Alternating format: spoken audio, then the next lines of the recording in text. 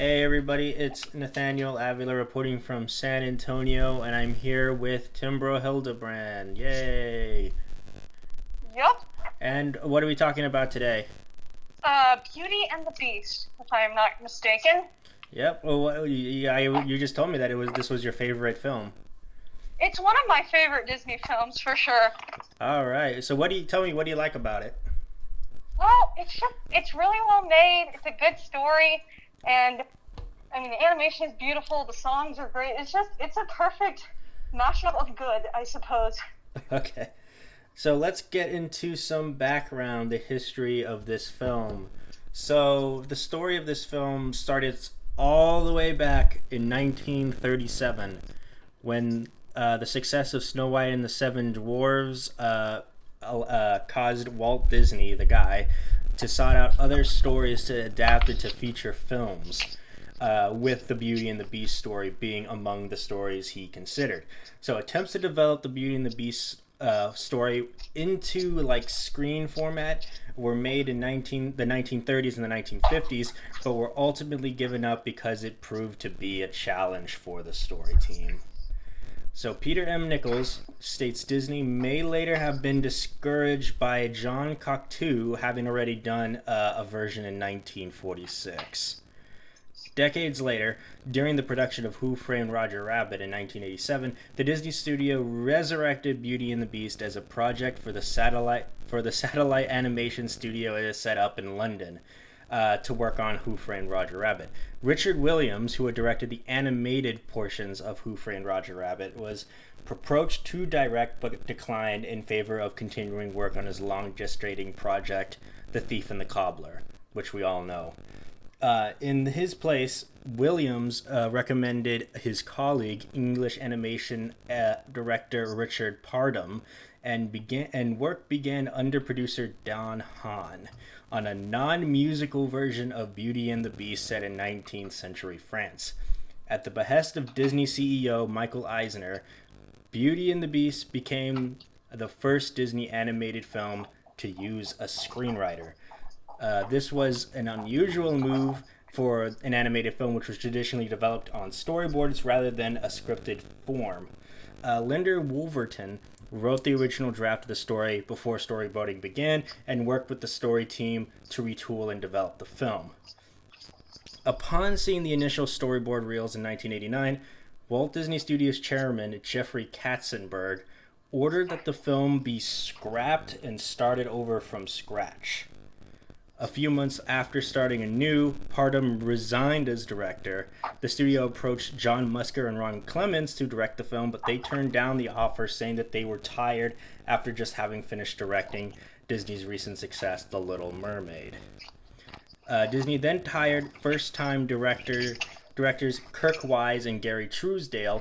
Wise and Trousdale had previously directed animated sections of Cranium Command, a short film for a Disney Epcot theme park attraction, and was also the inspiration for Inside Out.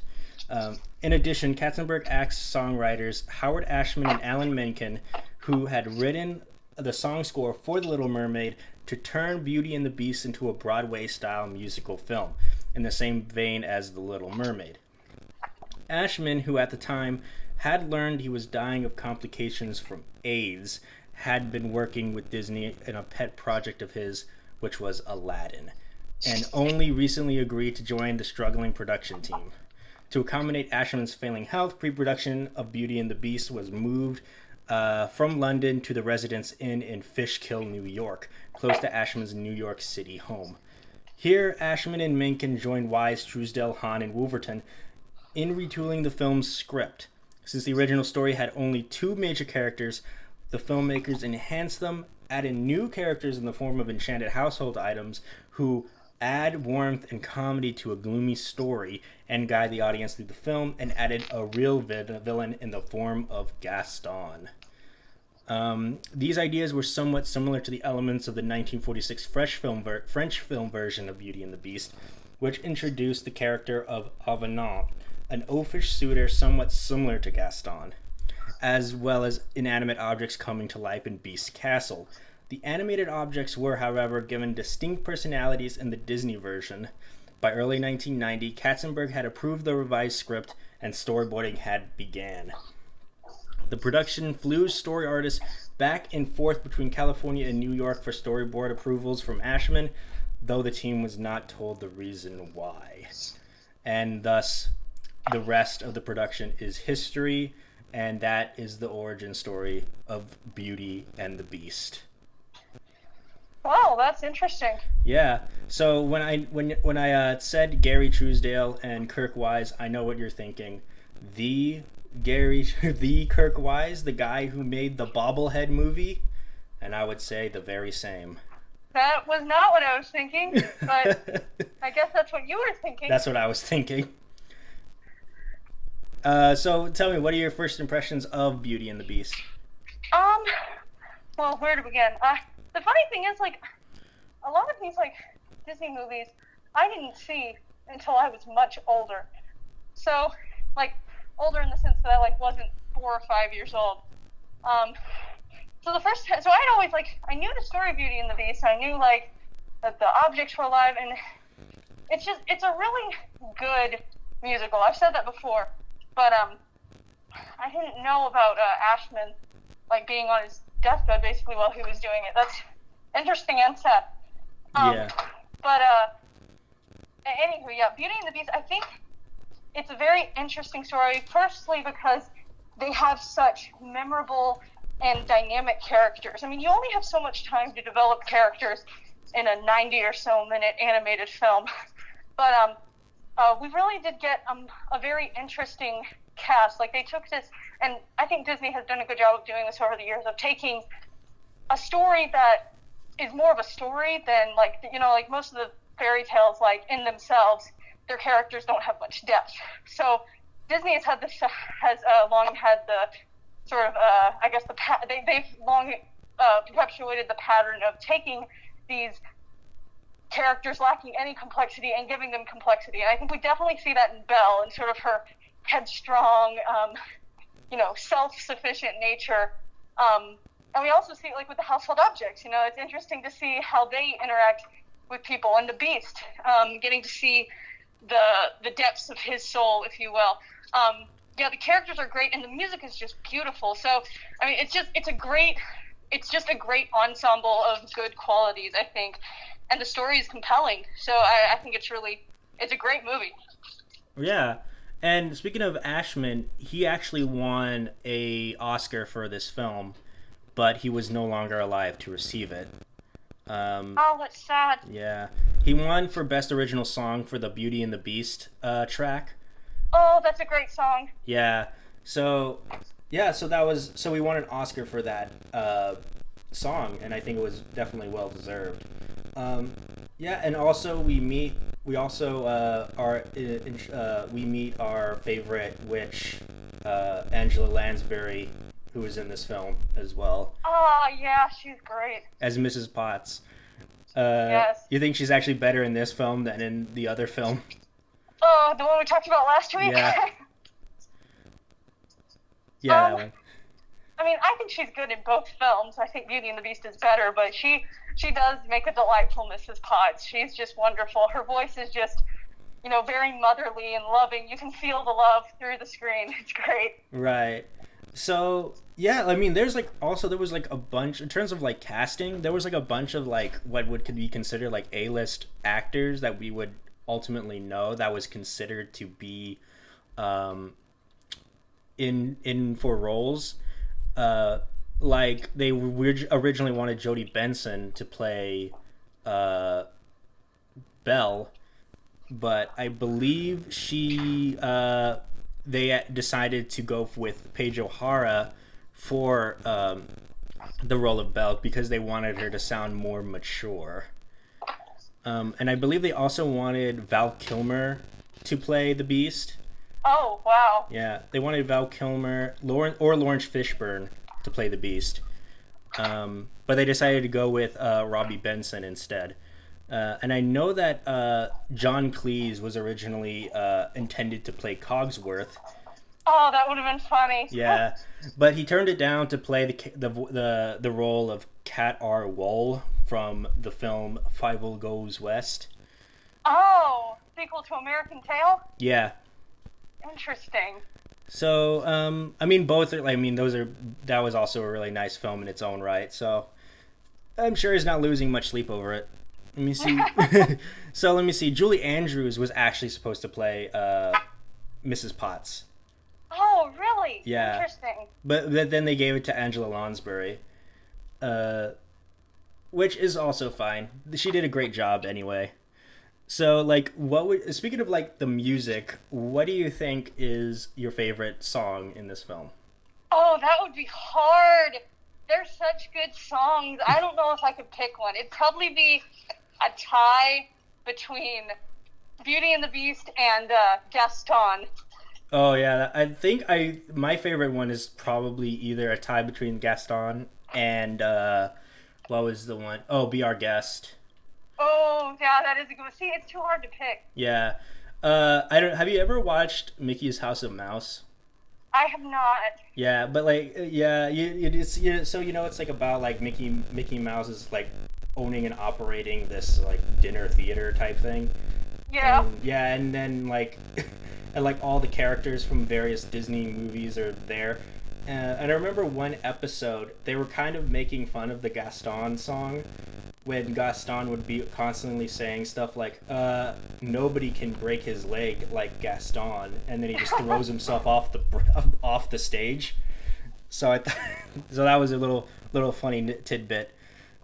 So yeah, like, speaking of the characters, let's go to the main character, the main protagonist, which is Belle. What do we think about Belle?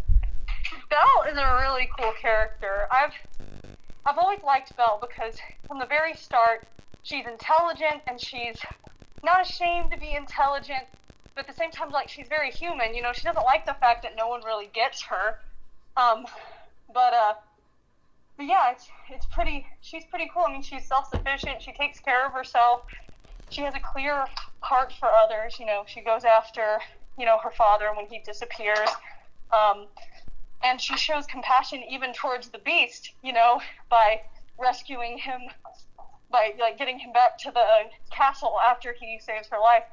It's pretty cool, and she sort of passes that compassion on to everyone around her, and it's really neat how she's very like self-sufficient. She doesn't give in to like she's not very worldly. She's not shallow. She doesn't give in to Gaston's wiles. She has respect for herself, and that she doesn't want to like marry a meathead and like who doesn't appreciate her for her mind, which I think is really cool. Yeah, and he's fantasizing about her and skipping clothings on a railroad track.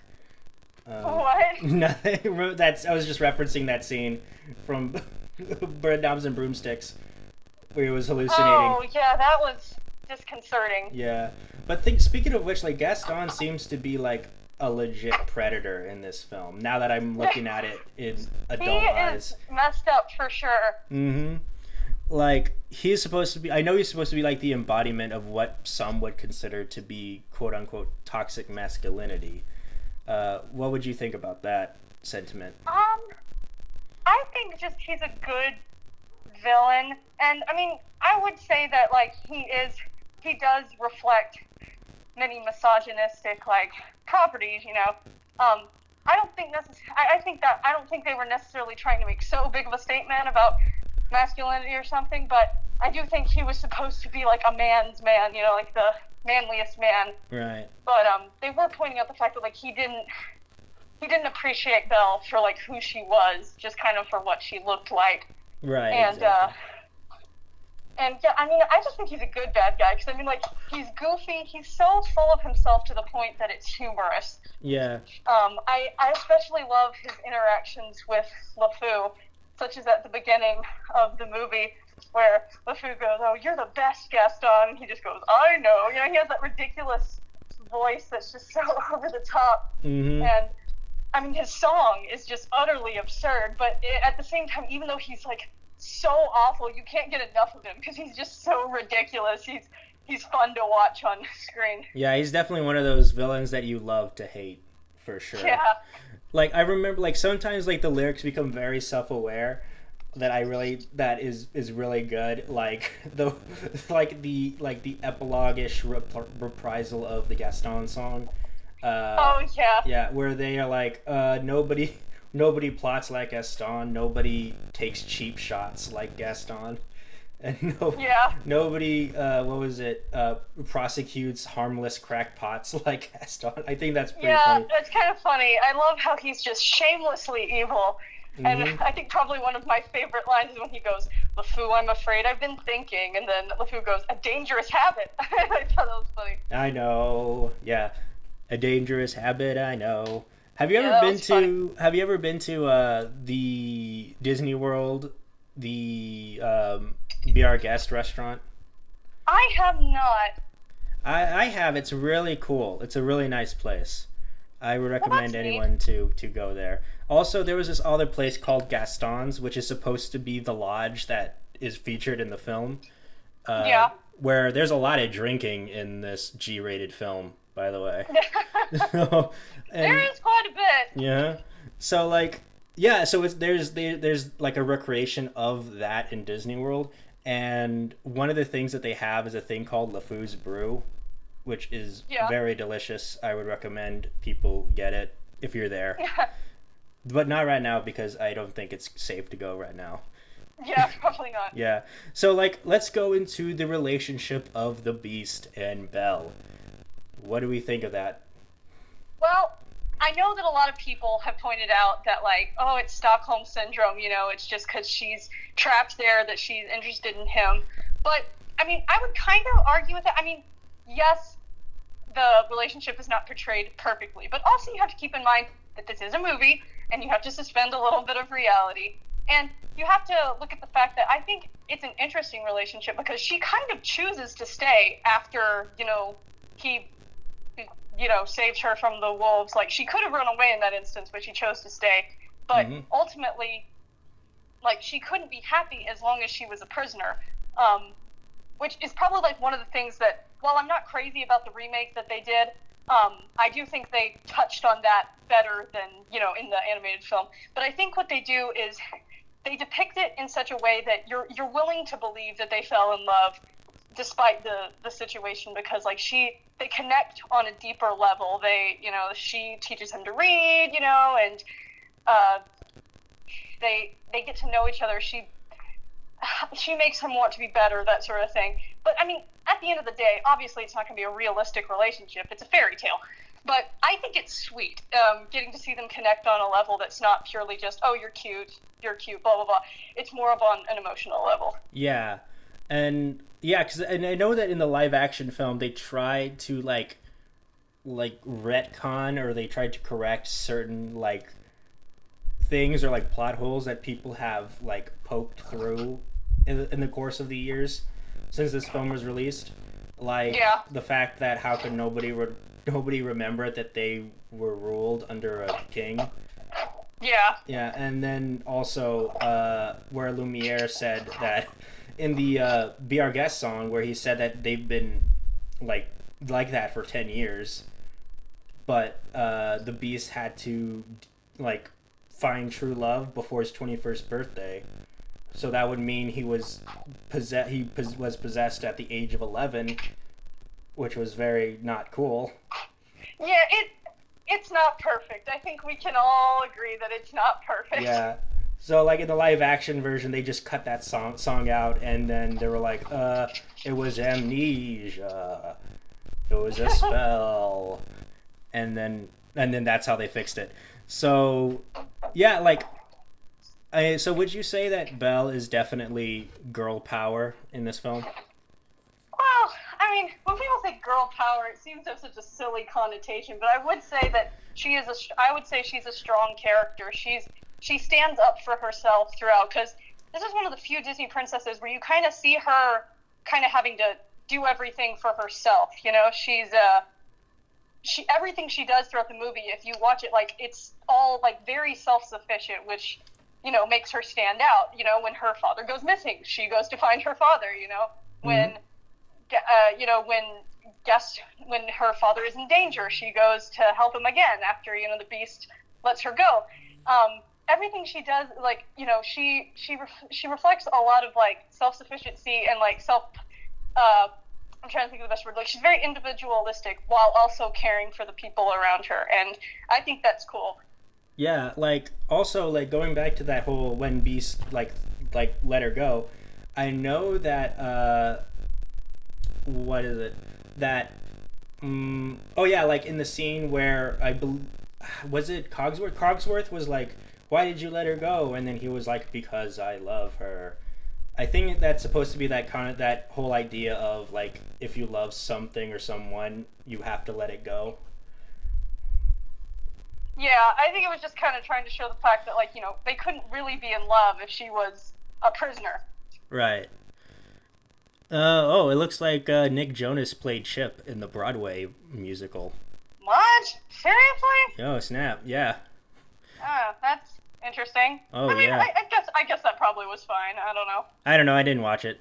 Speaking of like other things, like did you ever watch like the the sequels, or I say sequels, but they're more like midquels? I didn't. I think I saw a little bit of that little Christmas thing they did, Yeah. but frankly, it seemed like way too much happened in that little span of time to have not been touched on at all in the movie. Yeah, I know. Like also there was this enchanted Oregon that we had to fight, and then we just Yeah. forgot about.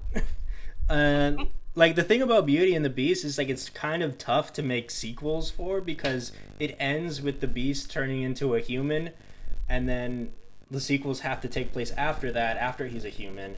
Then why is it called Beauty and the Beast? That then they're like, oh, let's just put it in the Wait, were middle. there sequels? Yeah, well, there weren't sequels that take place after the events of Beauty and the Beast. They all They were took more like spin-offs. yeah, they all took place within that original film.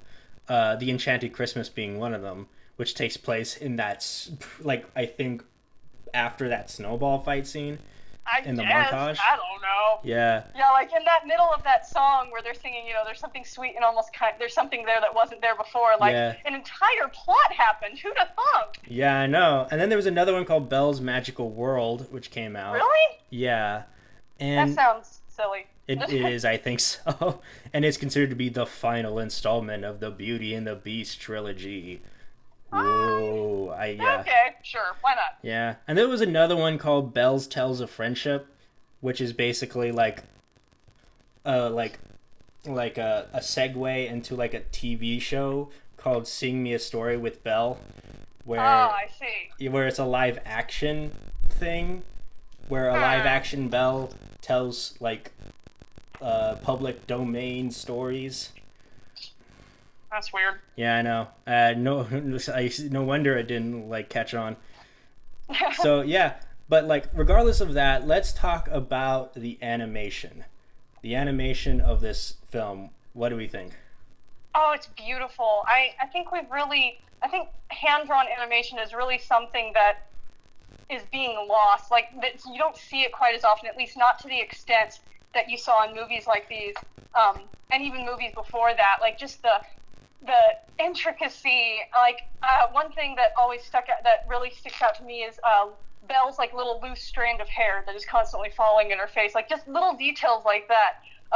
It's really cool and makes it stand out. It's really neat. Yeah. Oh, and the thing about Beauty and the Beast, I think, yeah, this film was actually completed in half of the time that they usually would make a film. Wow, really? Yeah, it usually takes 4 years to animate, but they only took 2 years to animate Beauty and the Beast. Wow, really? Yeah. Was it because they used CGI in certain instances? Yeah, that's exactly what happened because it was the Beauty and the Beast was the second film, like after The Rescuers Down Under. The Rescuers Down Under used CGI? Yeah, so I think that was the first one Disney ever used CGI. And Interesting. I didn't know that. yeah, I never watched that film. Me neither. I just didn't know there was CGI in it. That's Yeah, me interesting. neither. Yeah. So Beauty and the Beast was the second film, and they used it using what is called CAPS, which is like an acronym for Computer Animation Production System, which was a hardware developed by Pixar.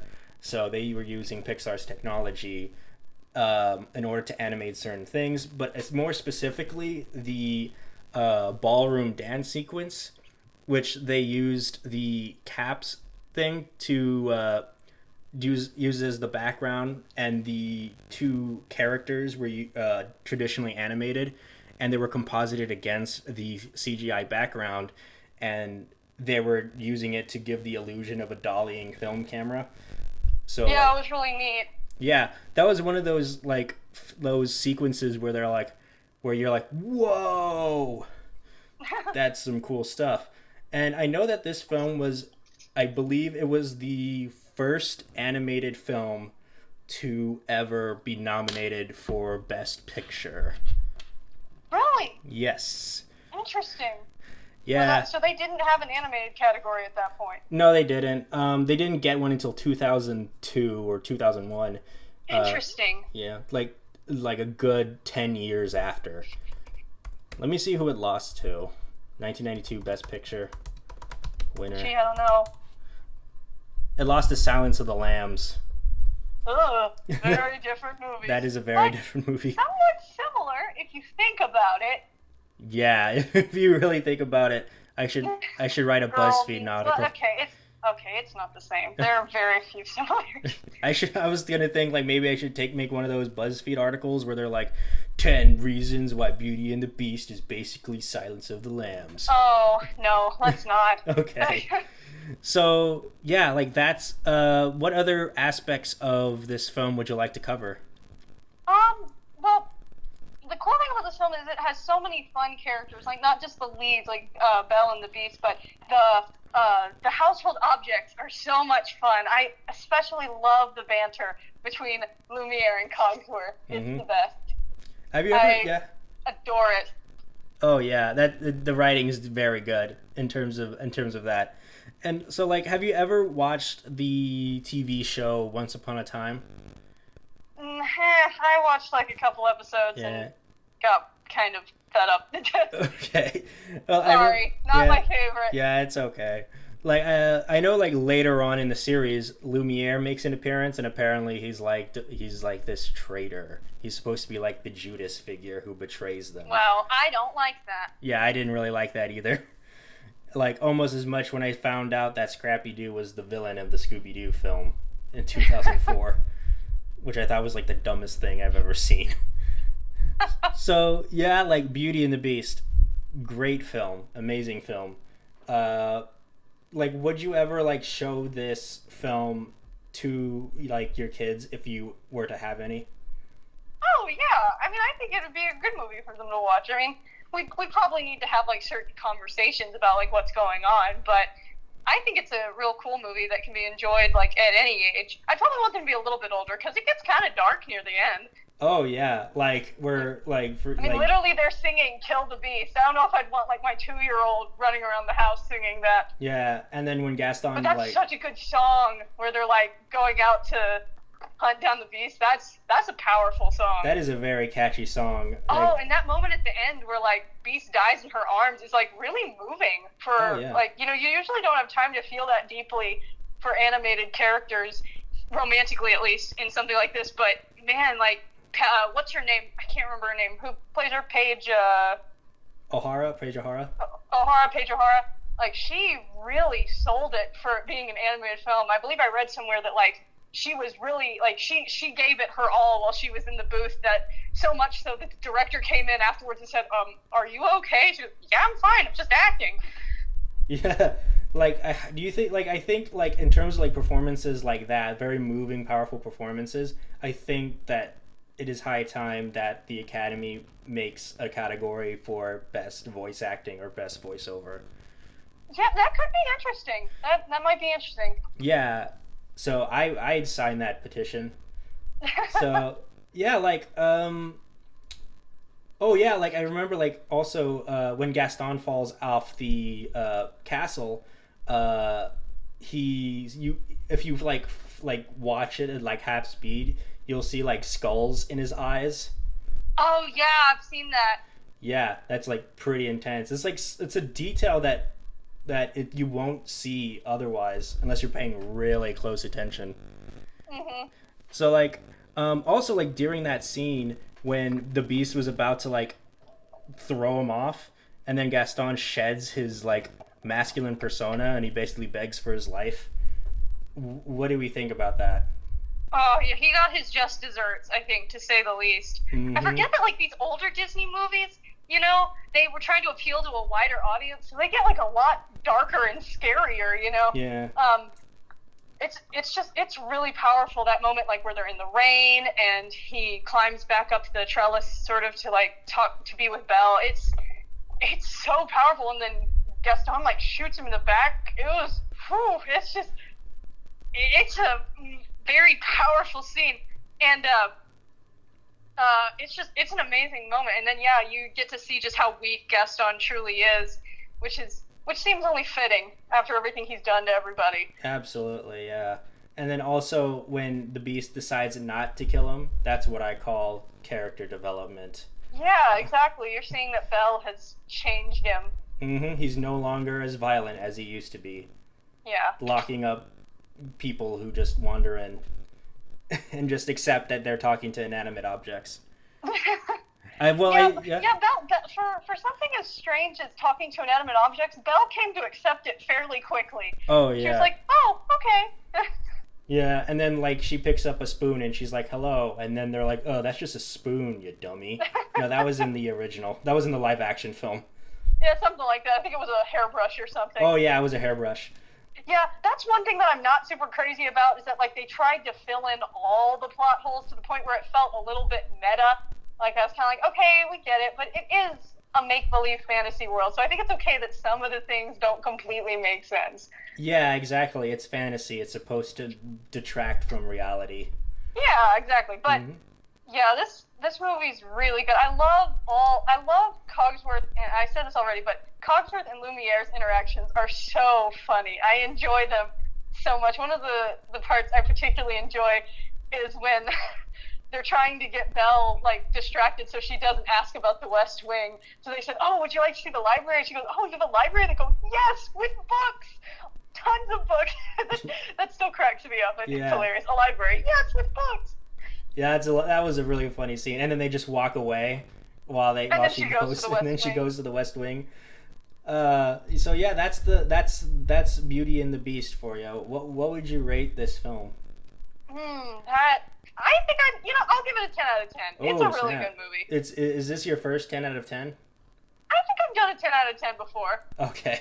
But you don't hand them out very often, though. I don't hand them out. Well, my boyfriend jokes that I say that like every movie is one of my favorite movies, but that's not true. I just like a bunch of movies, and this just happens to be one of them. I wouldn't give a 10 out of 10 so, callously, I'd say. Yeah, it's good to like a bunch of films than to be like, I don't like anything.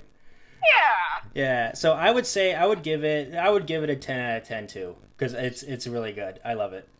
Yeah, it's a great movie. Yeah. So, yep, that's Beauty and the Beast for you, the original 1991 film. So that's it, and we will talk to you guys later. Bye. Bye. Thank you for listening to a Vision podcast, home of Wacky Talkies, The Kingdom, Evil Exists, and many more.